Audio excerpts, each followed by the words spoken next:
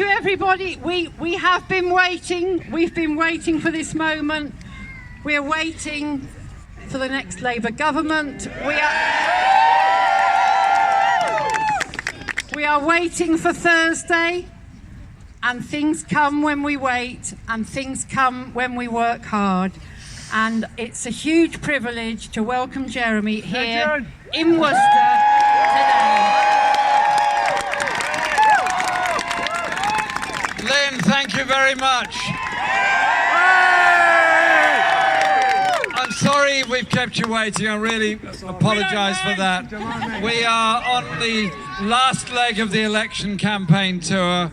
I've been to well over 60 constituencies already, and there's plenty more to go.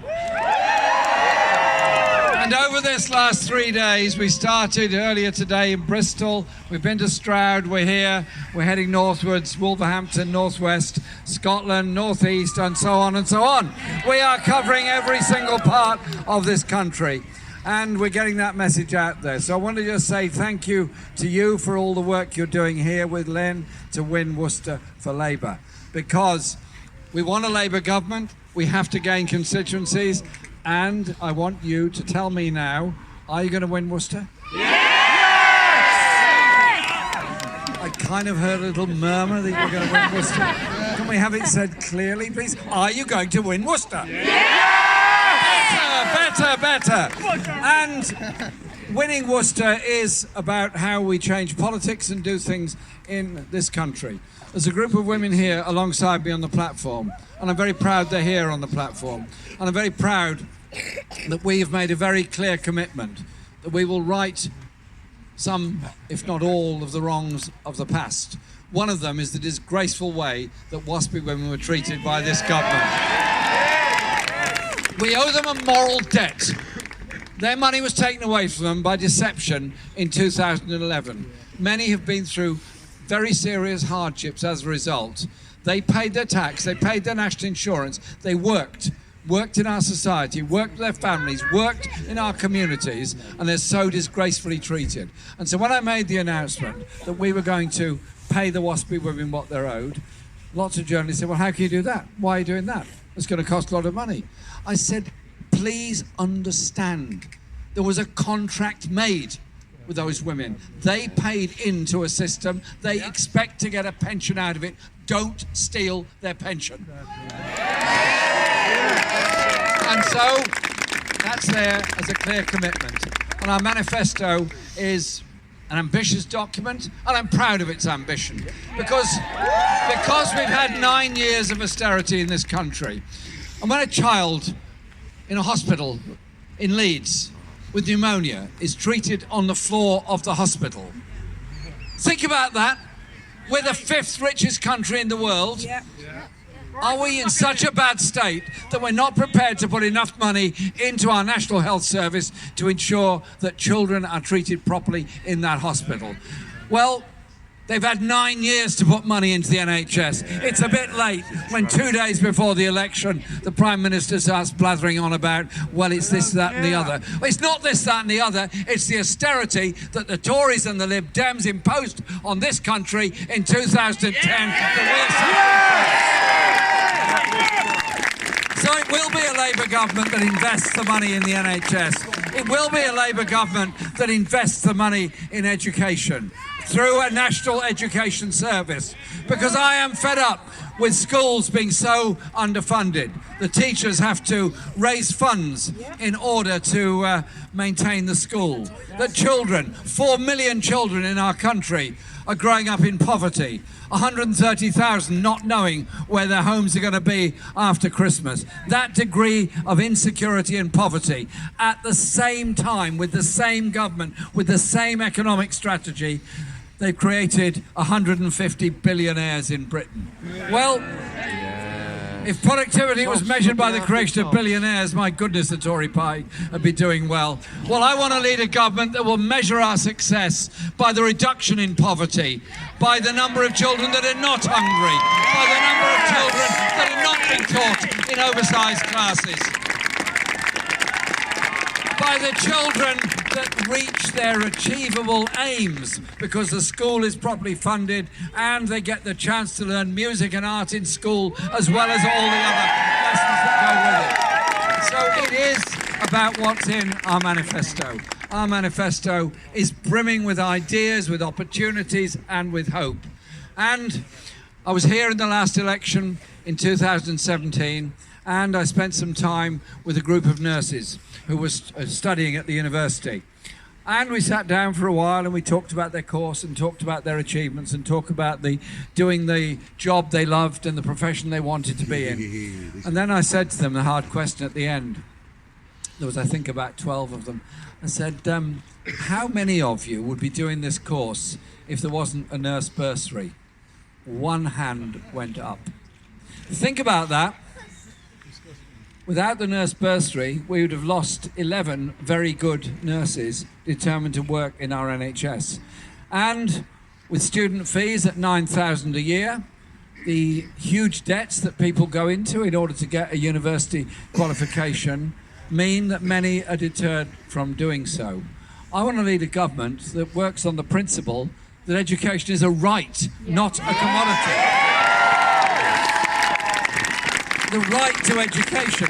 It's only seen as extreme in Britain because of the attitude of so much of the media in Britain towards the whole principles of public spending. Many countries it's seen as absolutely normal that you educate the population to the very best of their ability so that we all benefit. So if a child grows up in poverty, goes to an overcrowded school, underachieves in school, doesn't get to go to college, doesn't get to university, doesn't get to be the nurse, the doctor, the engineer, or the technician, they lose, and we all lose as well because we've lost the potential of what that young person could achieve in life. And so our manifesto is about investing with hope for the future. And I'm proud of our manifesto, and I'm proud that we have put ourselves out there with a fully costed analysis of how that manifesto is going to be paid for. And without mentioning names, so I don't believe in the politics of personal abuse or disagreement, we have put up... It's all right, I'm getting some very good advice here, but just hold it for a second. It's all right, thank you. Thank you very much, yes. I think I agree with you. It's just this. We've taken part in all the debates. We've set ourselves open to all the questioning and all the interviews and all the scrutinies. What have the Tory party got to hide that they don't want to be interviewed, they don't want to be questioned, they don't want debate, and they don't want to be scrutinised? Democracy is about exposing yourself to argument and debate. And I'm very happy to have a debate or an argument with absolutely anybody because I believe in what we're doing. Believe in what's in our manifesto and what we're trying to achieve here. There is a huge issue facing all of us in every part of the world, and that is the climate emergency and the climate crisis that's going on at the present time. And it's not new. Environmental campaigners have been around all of my life. I remember at school campaigning on environmental issues, and that was a while ago. No comments, please. Thank you. But thank you. That's very nice of you to say so. But it is very serious, and on May the 1st I was very proud to introduce to Parliament on behalf of the Labour Party a motion which asked that the UK Parliament declare a climate emergency. And I put this forward, a comprehensive motion, and Michael Gove got up to give the government's point of view. Well, two things emerged from Mr. Gove's speech. And it was a very long speech. One was he doesn't like me one little bit. I can cope with that, it's all right. I'm managing, I'm unhurt by it. But the other thing was he didn't really want to get in a public argument about it because he knows the strength of the argument we're putting forward. And so I was very keen that our manifesto had a very detailed section on the green industrial revolution and sustainability for the future. And last Thursday in Southampton, I was very proud to propose our plan for nature, which is about biodiversity, farming policies, protection of wildlife, and natural habitats. And take all that together, and we've got a serious proposal and a serious plan. But you can look at the environmental crisis in two ways. You can say, wow, this is terrible, this is awful, the air's getting worse, the water's getting worse, the globe's warming, we're going to have worse and worse weather, more extreme conditions, and we just become spectators as the glaciers melt, the forests burn, and many people are driven into being climate refugees in many parts of the world, and we suffer extreme flooding and so on in this country. And just sort of basically wish it all away. Or we can say, well, Paris 2015 was, and it was, a huge step forward, but it didn't go far enough. And next year, the next climate change conference will be in Britain. I want to be there on behalf of the Labour government, leading that conference. Going much further than Paris of 2015 and saying ever so politely to President Trump, you're wrong. You're wrong. You cannot walk away from Paris 2015. We need something stronger, and that we will do absolutely everything we can to try and reach net zero emissions by 2030. That means investment in electric buses, which we will do. It means retrofitting homes to save energy. It means investment in green energy and technology. But do you know what it also means?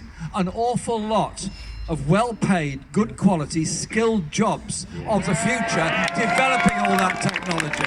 So the tidal technology will develop through Swansea Bay and the Mersey Barrage, and other things will mean we also become a technological leader in all of this. And that is what I'm absolutely determined to do. Develop the technology that's sustainable and protects and preserves our natural world. So the growth for the future is actually the growth of the science in defending what we've got and improving the situation we're facing with the environment. And I'm very proud of the work that's gone into our manifesto on that. There's so much that we put forward, so much on housing, on health, on education, on the environment. But it's also about investment across the country through a national investment bank with regional investment banks to go alongside it, through a transport system where the railways are publicly owned, alongside a bus service, that covers all parts of the country, particularly rural areas that suffered so badly. So it's there. And when we go into government, it's not going to be individuals that go into government. It's not just Lynn or me that go into Parliament. It is all of us that have to work so hard to develop all this change and this change of approach across the country. I just want to say a couple of other things. Over the past 2 years, the government has been in secret talks with the United States about our National Health Service through the trade talks with the USA. We demanded that the information be exposed through a Freedom of Information Act request. As I pointed out in the first head-to-head debate with the leaders, the document was indeed revealed, every single line of it crossed out with a Sharpie pen to make sure none of us could read anything that actually happened. Well, the Sharpie has been defeated by the bright light of honesty that's shone on the real documents. And a week later, we were able to reveal the real documents. The real documents that show that the Trade Secretary at the time, Liam Fox, opened the talks with the Americans about what trade relationship would be in the future. The sweetheart trade deal with Donald Trump, the sweetheart trade deal that would extend the patent life of expensive medicines, putting a huge cost on our National Health Service. The secret talks that talked about access to our health market. Now think about that. All my life we've had a National Health Service. All of your lives we've had a National Health Service. We don't have a market for sale. We don't, absolutely. Thank you very much. The point is, quite simply, we say this, our NHS is not for sale. Not for sale, not now, nor at any other time in the future. Under Labour, our National Health Service will be properly funded. Not for sale. Not for sale. Not for sale. It will be properly funded under Labour. It will be properly invested in under Labour, and there will be a social care system worthy of the name alongside it, and there will be a mental health service worthy of the name alongside it. Because we cannot go on with these levels of underfunding of our NHS and pretend it's all right. No, it's not. I pay tribute to the health workers and the work they do. But with 40,000 nurse vacancies, they're working very, very hard. With such a shortage of doctors, they're working very, very hard. You need a government that's serious about this, that invests in training for the future, invests in the services that we need. And I'm utterly determined we should be that government. There's so much we have to achieve. So much we have to achieve. Somebody said to me, what's your number one priority when you've been elected? Well, there's so many, but to me, there's something that really demonstrates just how bad austerity has got. When 4 million children are living in poverty, when 130,000 not knowing where their home is, as I said, and there are thousands of rough sleepers all around the country. Let's do something to end the homelessness, the rough sleeping crisis all around the country as a priority. And let's end universal credit and the horrors that it gives to people, particularly children of larger families. And that simply is wrong. And so our manifesto is there. Elect a government that will invest properly in public services. Elect a government that will invest in the growth of manufacturing jobs on a clean, green economy for the future. Elect a government that is serious on the world stage about peace, justice, democracy and human rights around the world. And elect a government that really does want to represent everybody and not walk by on the other side. Not break up all our trading relationships with Europe, but make sure we bring an end to this debate by settling it so we have a trading relationship and we protect the Good Friday Peace Agreement in Northern Ireland. And all of that I'm utterly determined to do. So as you go out and campaign in this last few hours almost of this election campaign, don't give up at all for one moment. It's going to be cold, it's going to be wet probably, and it's going to be very hard work. But you know what? From my impression, there's more people helping in more places now than even in the great campaign of the 2017 election. So when the naysayers and the cynics attack us all, attack individuals in leadership positions in our parties, and try and drag this whole election campaign into the politics of the gutter, I simply say this: you are very, very welcome to walk in the gutter. You're very welcome to lie in the gutter, but I will not be joining you. Because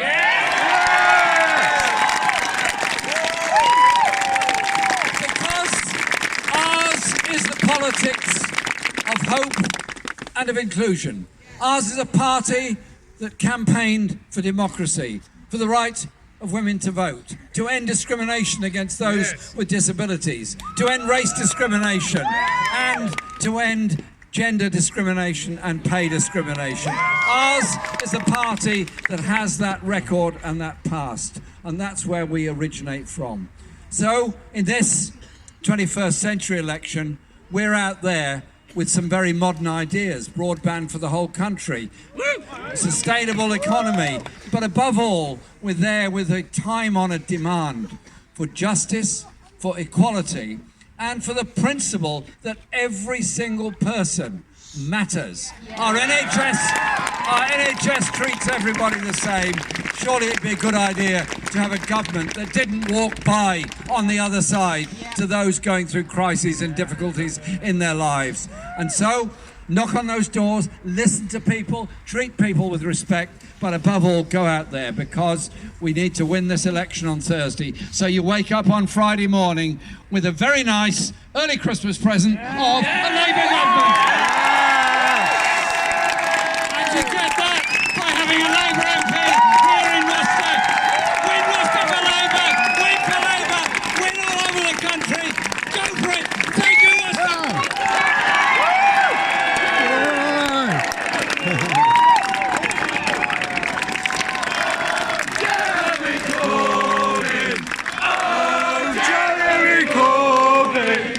Oh, Jeremy Corbyn!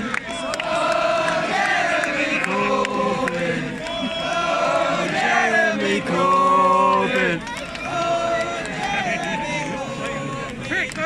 Thank you, Jeremy, so much for warming us up on a cold night at absolutely fantastic, and it energises us all for the last few hours, the last few days, and hope fulfilled. And I'm energised by the strength, the determination and the spirit of Labour supporters going out there in these conditions in order to win for the rest of the community. Thank you, Lynn.